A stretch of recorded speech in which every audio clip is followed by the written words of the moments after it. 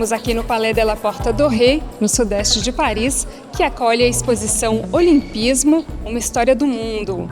É uma exposição inédita, com 130 anos de histórias, arquivos e perfis de atletas que marcaram a história dos Jogos Olímpicos, desde Atenas, em 1896, na Grécia, até Paris 2024, que começa em menos de 3 meses. O trajeto da mostra propõe uma viagem cronológica.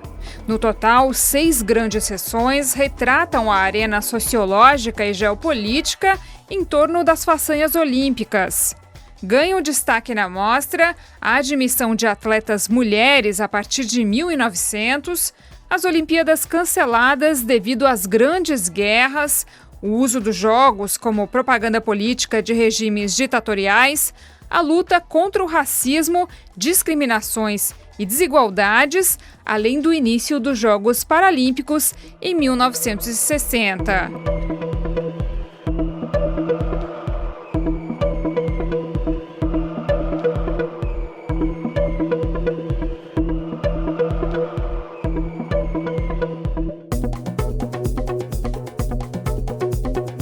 A exposição também exibe objetos históricos, como as primeiras medalhas e os primeiros uniformes olímpicos e até estruturas esportivas.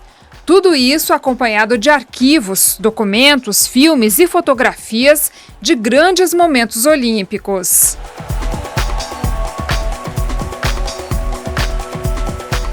C'est un moyen effectivement pour nous de connaître l'histoire des Jeux Olympiques et de comprendre ce qui va jouer à Paris en 2024. On pourra voir justement toute l'évolution de ce que sont les Jeux Olympiques, comment à plusieurs reprises dans leur histoire, ces espaces de visibilité, ils ont eu des résonances politiques, sociétales et aussi pour les villes et pays d'accueil bien entendu. Ça nous permet de nous replonger aussi dans l'histoire de certains et certaines grandes championnes et champions.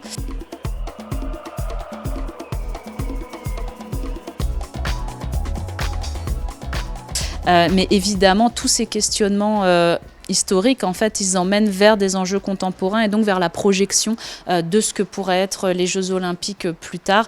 Est-ce qu'on restera dans des événements, des méga-événements centrés dans une ville? Est-ce que les équipes seront toujours des équipes nationales?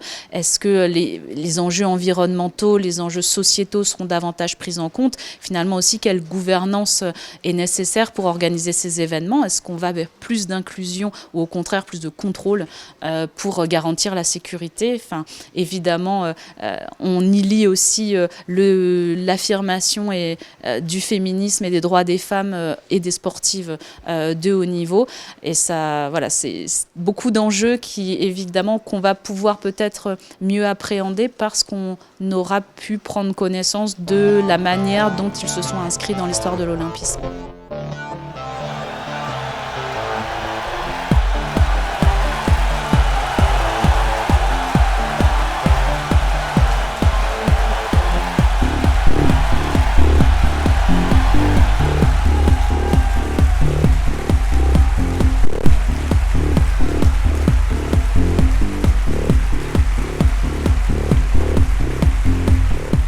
A exposição não tem um público-alvo específico. Entre os visitantes, há gente de todas as idades, fãs de esportes, de história ou simplesmente interessados em mergulhar no clima dos Jogos Olímpicos. Et en soi, je regarde pas les Jeux Olympiques. Et la manière dont ils sont présentés année par année, avec toute la partie géopolitique, c'est super intéressant. Donc peut-être que je regarderai cette année, surtout que c'est en France. Je suis venu à Paris spécialement pour voir cette exposition, qui est tout à fait intéressante, puisque cette exposition nous montre effectivement le sport, mais l'histoire, depuis 1896, date des premiers Jeux Olympiques à Athènes, et à travers donc toute exposition, qui est dans l'ordre chronologique d'ailleurs, parfaitement réalisée. On apprend beaucoup de choses. Je connais déjà beaucoup, mais j'en ai encore appris beaucoup plus.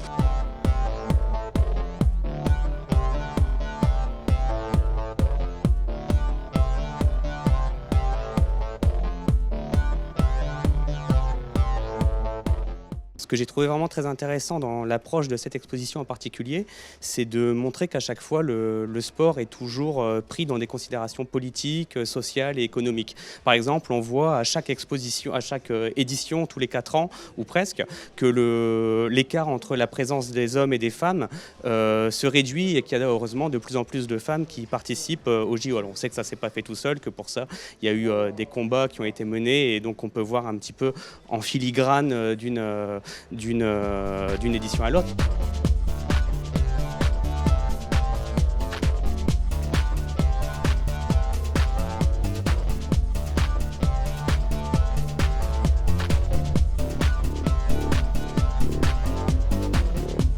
A exposição Olimpismo, uma história do mundo, fica em cartaz aqui no Palais de la Porte Dorée até o dia 8 de setembro.